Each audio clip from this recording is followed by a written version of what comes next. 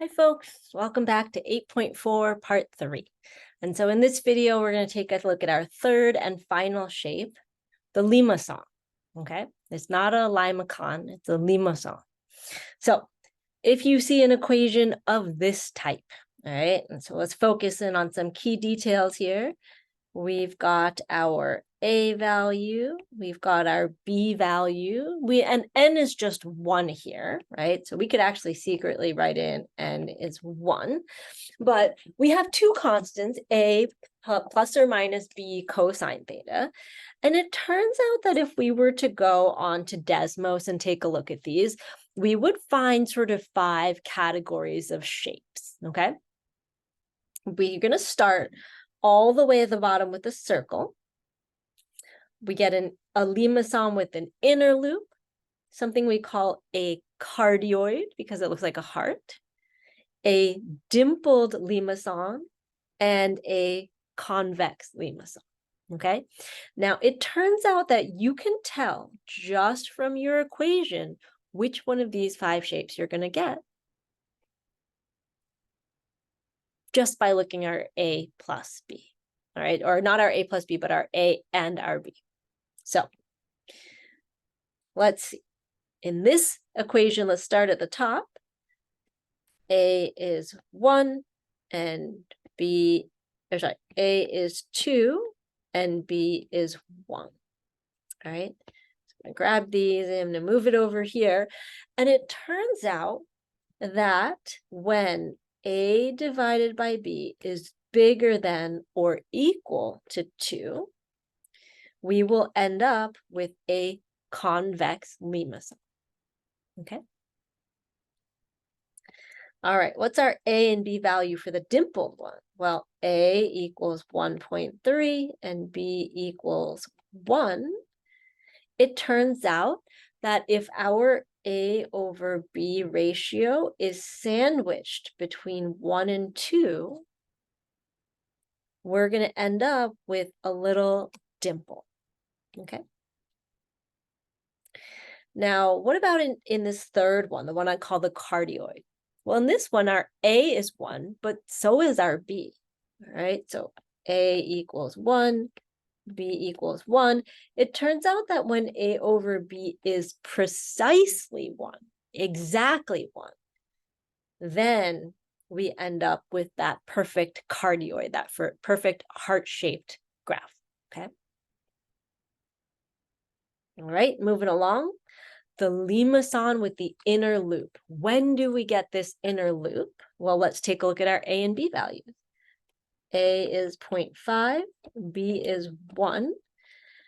It turns out when this A over B ratio is sandwiched between 0 and 1, then we get that inner loop. Okay, and it turns out that the closer you get to 1, the bigger the inner loop. Last but not least, our circle, all right, it looks like the A has completely disappeared. But in fact, A is really 0 and B is 1. And it turns out that when A over B equals exactly 0, the inner loop here becomes just as big as the outer loop, and you end up with a circle. But that's really 2 circles right on top of each other. Okay, pretty cool. All right, so knowing these ratios can help you determine which shape you have, but thinking about some important coordinates on here is also going to be important. And it turns out that the A and the B values also tell us where some of these important intersections are, okay? So let's go ahead and start up here. I said that A is 2 and B is 1, all right? So what's A plus B? Well, it's not a trick question. 2 plus 1 is 3. And it turns out if you go to this graph that this point is 3, 0. Okay. We might even say that this is 2 plus 1, 0. Now, where are our y-intercepts? All right, we can write those as 2 comma pi over 2 and 2 comma 3 pi over 2. Okay, so knowing where those values are can be helpful when we're graphing. But let's go back to this idea again, that we could find sort of that x-intercept by adding our a and b values. So what would that mean for this picture? A is 1.3, b is 1, so this coordinate should be 2.3 comma 0. And it turns out if you go and graph on Desmos, it is indeed 2.3 comma 0. Okay. All right, knowing that, what do we think this is going to be? 2 comma 0, because A is 1, B is 1, we add them together, we get 2. Okay.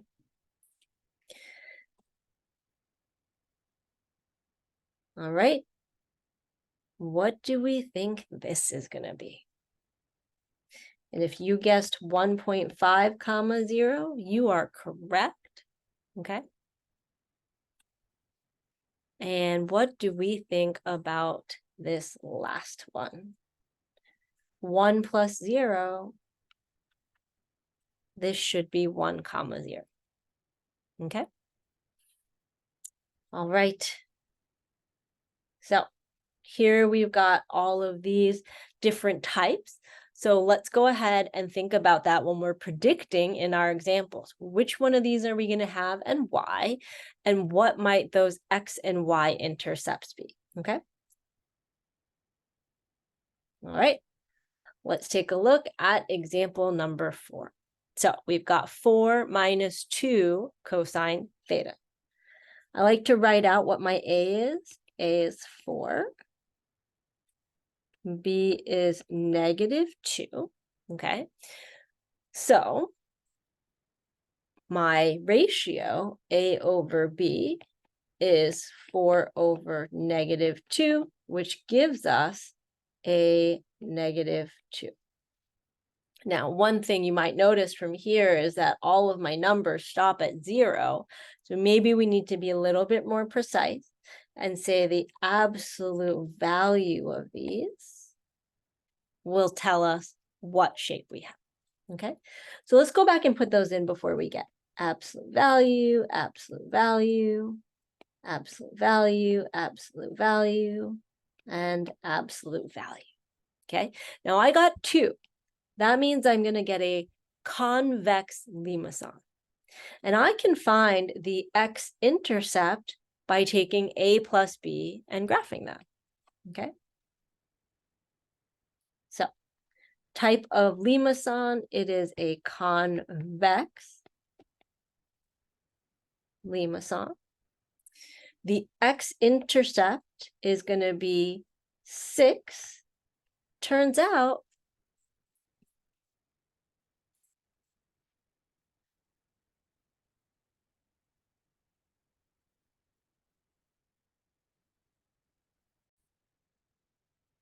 sorry about that, technical issue, but turns out that that's going to be at 6 comma pi.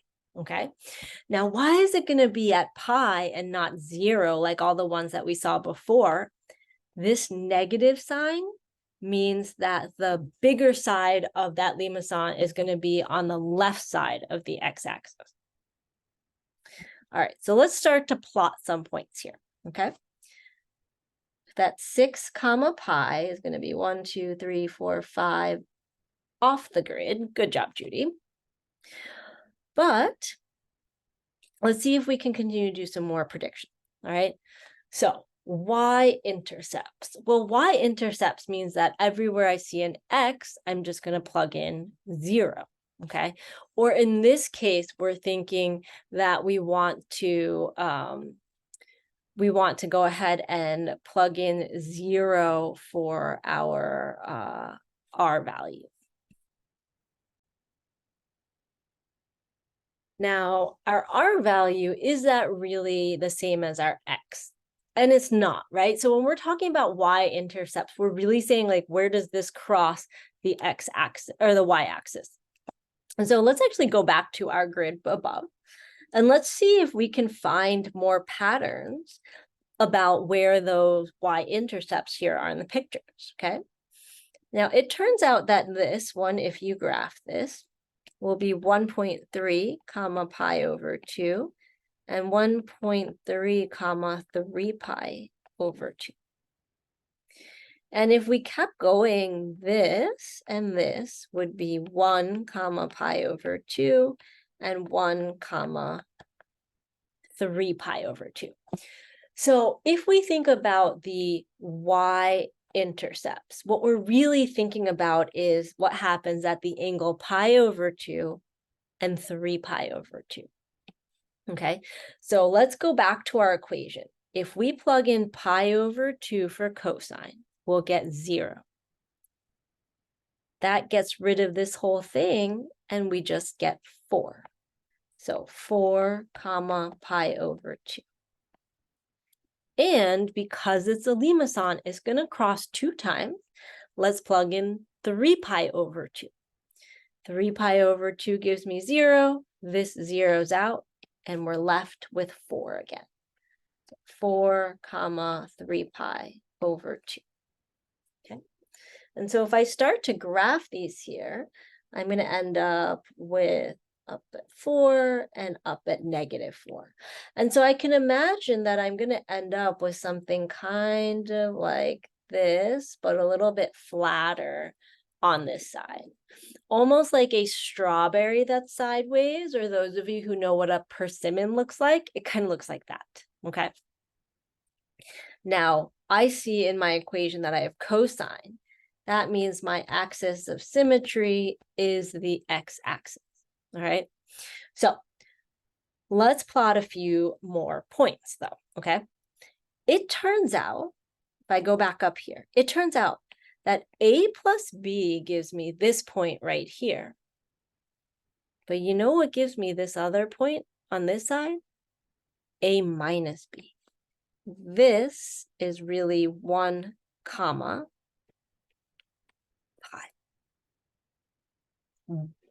A minus b. So a plus b gets you here, but a minus b gets you here. All right, let's go ahead and see what we get for that x-intercept. And let's see, 4 minus 2 is 2 comma 0. So I actually have quite a few points here, all right? If you want, you can plug in more thetas to get your R value and get a more precise diagram. Okay, so if you wanted to plug in some decimals, you're more than welcome to do that. I'm just going to go ahead and kind of sketch out what we have here. All right. And so we end up with something kind of like this. On an exam, I'm really looking for these key points and for us to know what shape we have and to be able to do the predictions. Okay, I'm less concerned that you can plot every single point accurately, but these intercepts are definitely super, super helpful when you get to Calc 2. Okay, all right, let's go ahead and take a look at this last example, example 6, and do a little bit of prediction. So let's write down what our A and B values are, go from there. A equals -3 and B equals 3. So A divided by B, when I take the absolute value, gives me 1. And that means that I have a cardioid here. All right, so I'm going to have a nice heart-shaped situation.